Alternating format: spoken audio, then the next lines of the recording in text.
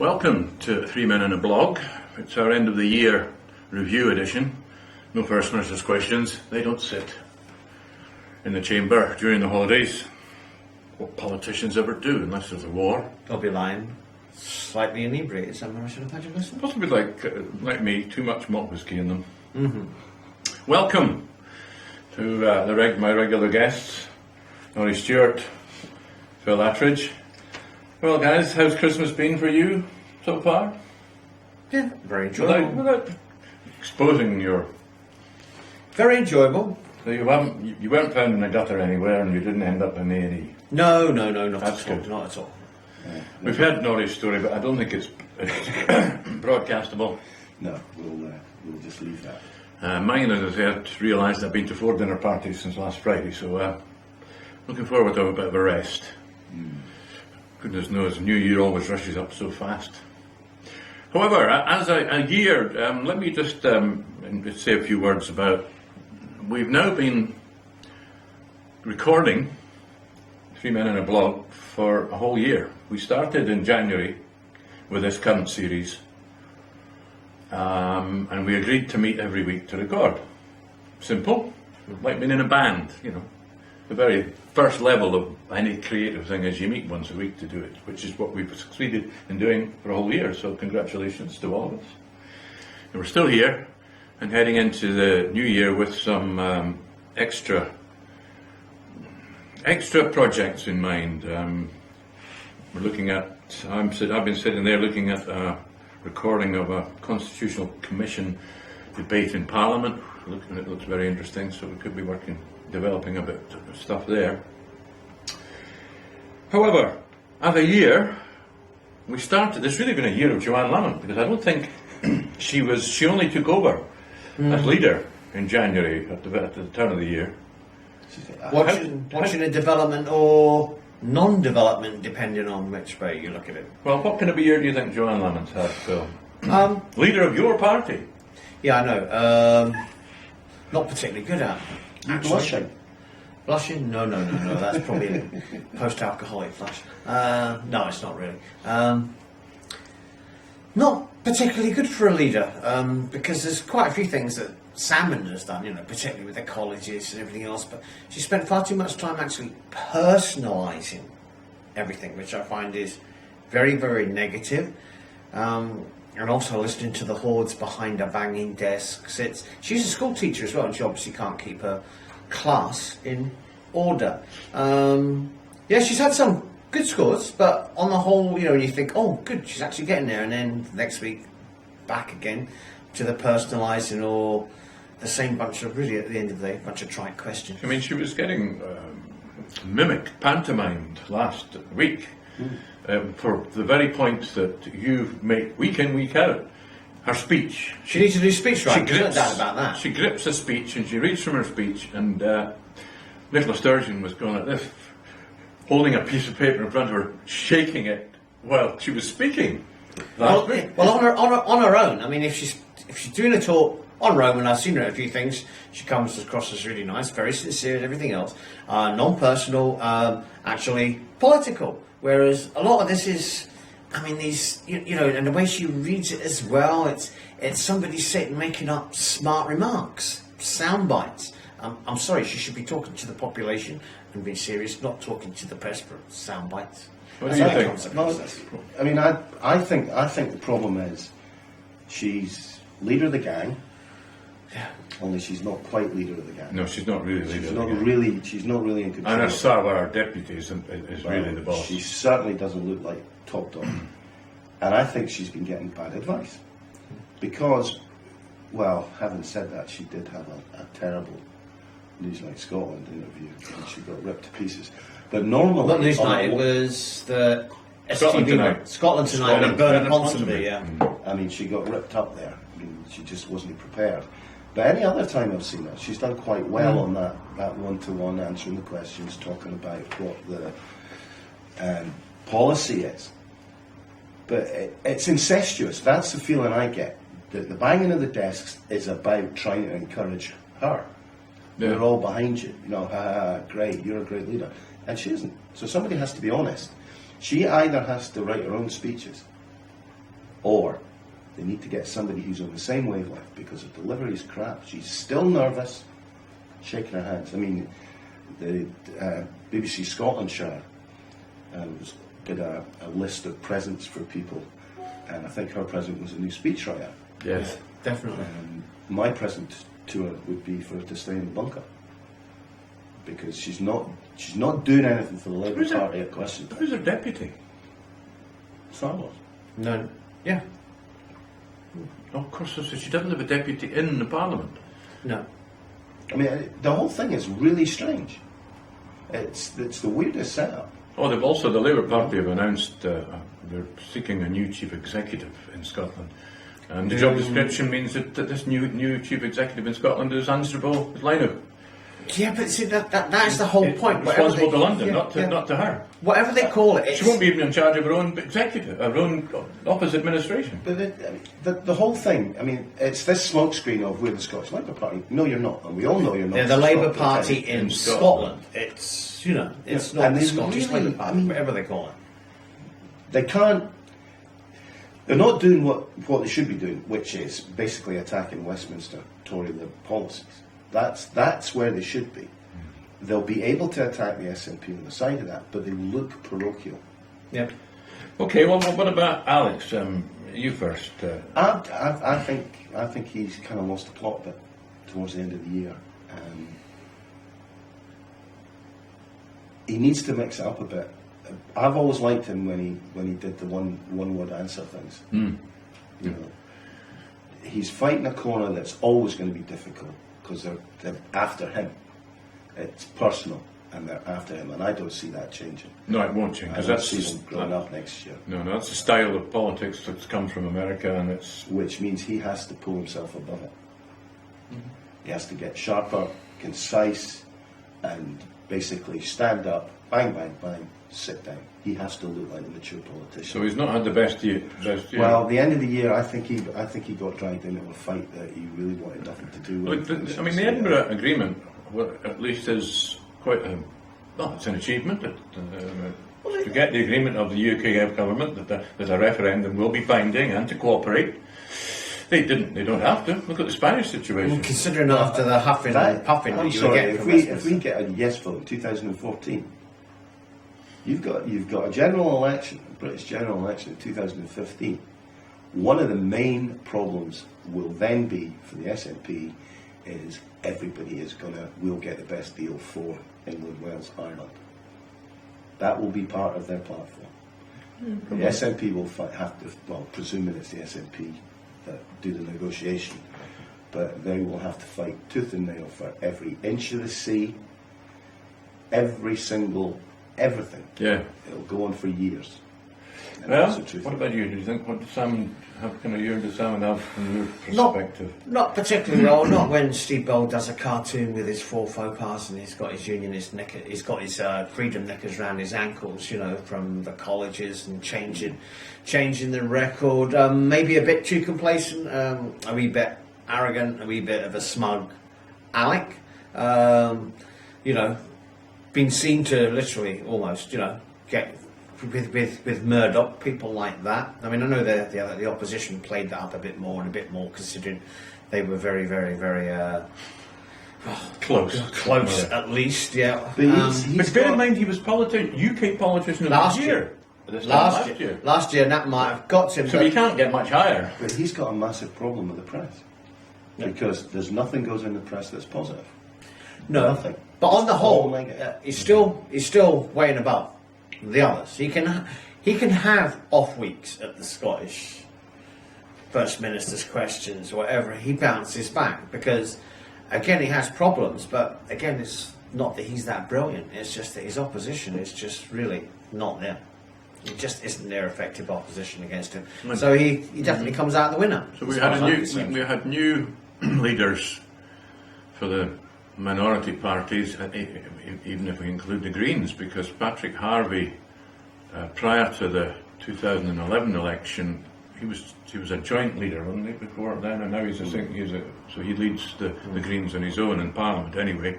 Ruth Davidson, of course, was new, and Willie Rennie was new. So I mean, it was a new team. Ruth Davison started off actually fine, but she's just ended up as another nasty Tory. And apart from that, whoever's advising her, I mean, she comes in with things where her own party down south is eviscerating services, not here she tries to appear as if she's protecting them, when everybody knows the Tories, they don't care. Well, she did get an award from BBC Scotland and Shire as well. Was that Hypocrite of the Year? It was a safe seat in study. That is definitely the two big things she's done. That speech at the Tory conference, when only 12%, she claimed only 12% of people in Scotland contributed to the economy. They're nasty. The only reason for her to have done that is because she wants to look good to Westminster. Yeah. And she can't. I mean, she can't go anywhere but south. Well, She's leader of the party now. So, what do you think of Rita Ruth's performance this year? Overall, it was not bad in some periods, but again, rubbish actually, really. But then you wouldn't expect any.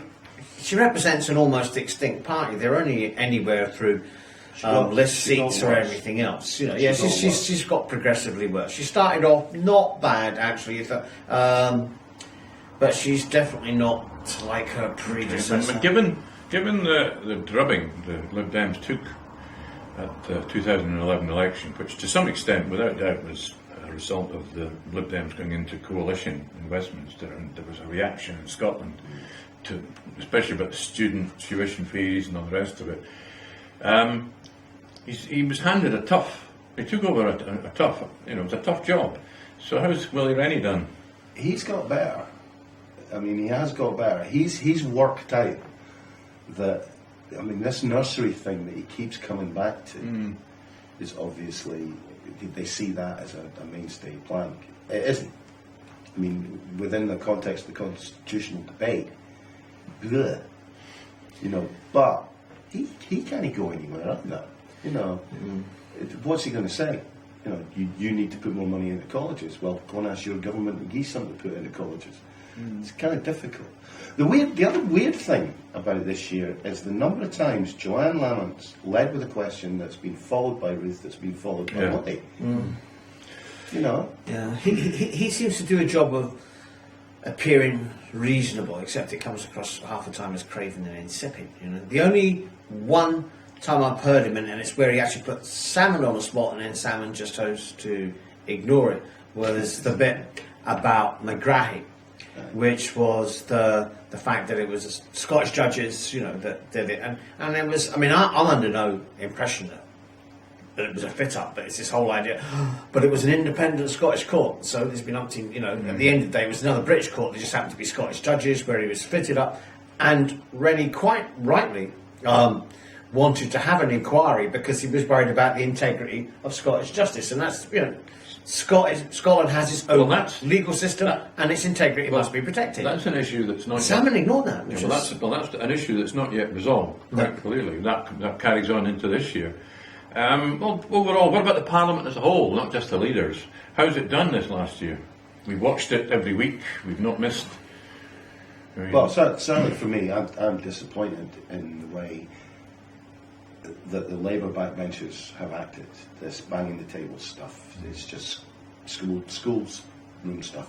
And unfortunately, the SNP backbenchers are not immune to it either. No, they howl and shout and laugh, but they don't. I'm not happy about, looking back now, I'm not happy about Tricia Marvick as the presiding officer. I think she's not she's not applying discipline. She needs to throw people out more often. She really, a couple of times, she should have been come down very hard. So she doesn't come out well with our review. Strangely enough, last year Politician of the Year down in London was Alex Salmond. This year it's the Speaker, Mr. Speaker, Westminster, that is Politician of the Year. Burka. Yeah. Oh. Now he has got a grip on they're actually a bit scared. I mean, Cameron hates him. Cameron hates him. To the extent that he was cracking jokes, he was taking the mick out of him after the Speaker had made a speech at some dinner. something to do with the Queen, wasn't it? But if you compare the two, Bercow and Tricia Marwick, I'm sorry, Tricia Marwick has not Yeah, she's lacking. done well. Generally lacking. She's not imposed enough discipline. She's got a problem though, because if she puts the boots in, they're just going to do that. Because technically, it wasn't the SNP shot in the chair, was it? It should have been Labour, I think, in the chair. But with such a majority, she got voted in. But then, I mean, yeah, but she is relatively impartial in the fact that she doesn't impose discipline on everybody else. And looking at the tenor of the Labour group in the Parliament now, I would. Oh yeah, but she pulled Mahone up there the other week. But they were quite obvious, the two of them on the front bench. You had to do something, you know. But it's just that Labour's oppositional. I mean, could they pick somebody? I mean, they could probably put Malcolm in the chair. That's about the only person I'd actually charge to be relatively responsible. There are another few in there, but it's that whole oppositional thing. Well, you've seen the last one when Salmond announced all the new jobs for Nick. The fact that you've got 2 new fields of oil, when Labour had been saying actually for about the last 30, 40 years that the oil was running out. Oh, yeah. And, and it's giving lie. And there's all these hundreds and hundreds of jobs when we're in a recession. And what do? They all sit like that. I mean, they all really were really disrespectful and really, really nasty to the people that they're supposed to be representing. They should be quite happy that there's people getting jobs and that the economy and these things is moving forward a bit. Well, let's... I mean, that's the view I'm left with, that it's become far too polarised, that it's ceased to become the Scottish Parliament. It's the union debate has just split it in half, and it's not going to matter. It doesn't seem to matter. Well, that was the other thing. Whether anything is good for Scotland. Well, that's what I was trying to say. Well, how do we see the year ahead then? More of the same? Yeah, I should imagine it'll start to intensify as we get nearer to Yeah, I mean, everybody will give lip service to that we want an informed, sensible debate, and the No campaign will continue the way they're going. Because it's going to be very difficult for them to come up with a positive in the present climate for staying in the union. I mean, what are they going to say? Oh, you're going to get poorer. Eventually, the Barnett formula cuts will hit the NHS. You will have to start charging tuition fees, because there'll be less money coming from Westminster. You're not getting it. You're going to get less and less money. But they're not doing a reason debate. I mean, that whole bit where Lamont, which I thought was just so inept, actually, about charging fees or a graduate contribution or whatever they're talking about, basically doing what the Liberals did. I mean, do they really want to be an extinct force up here? Did you read that? Is it Owen Jones? The Rights for the Independent. Oh, yeah. That was a terrific piece. Excellent. I mean, I thought he was a bit naive about a couple of things. Strange death of Labour in Scotland. I mean, it's like suddenly they're waking up down south to what's happening up here. And when you look at, I don't know how much of the left-wing stuff you read online, but there's a massive movement, which is, and it's not difficult to be left of the Scottish Labour Party, that they could end up with nothing. They really could. And I mean, they should actually listen to some of their ex-members, people like Canavan. And he's not SNP. I mean, he's part of the Yes campaign, obviously chaired the Yes campaign. But I think actually alluded to it as well, that it could actually be a renaissance for Scottish Labour if they started to think outside the box, irrespective of whether there's a yes or a no. They should use the opportunity to present themselves as something different, and not just a colonial outpost. Bear in mind, gentlemen, that hanging on to Glasgow as the council elections this year seems to have deluded the Labour Party. Oh, it's a victory, wasn't it? Yeah, a victory. A victory? No. They actually lost ground, percentage-wise, councillor-wise, right across Scotland, and yet they claim it was a triumph. Well, in Edinburgh Council, they went from 15 to 20. That's an increase of a third. The SNP went from 12 to 18. That's an increase of half, of 50%. Sorry, who had the victory there? The problem is they're too insular. It's as simple as that. They talk to each other. You're not with us, you're against us. If you're not with us, you're against us. And talk. And bear in mind too, they have the press here in Scotland Yep. that simply repeats what they say. So again, it's insular. Did you watch the meeting? It was the union meeting with Jackie Bailey. Oh, I haven't seen watched that one. Watch it. She got ripped A apart. roasting, as they say in America. Bomber Bailey, yes. I mean, really? seriously, The one that loves she was left nuclear without weapons. a name. Yeah. Sorry, she doesn't have any integrity. After that whole thing with that you need to keep nuclear weapons across in the West because it keeps people in a job. Thank God she wasn't around in 1807 when they were trying to get rid of slavery. You know, just really appalling. All right, then, Phil, I think that's probably a good quote to end today's review of the year. Thank you very much, and look forward to the new year. We'll be back next week with another, we'll possibly be discussing the Constitutional Commission's debate. I noticed that we were discussing the Constitutional Commission at this time last year. All right. And it's a genuinely independent think tank charity, and we've got many interesting things to discuss there. Thank you to everybody.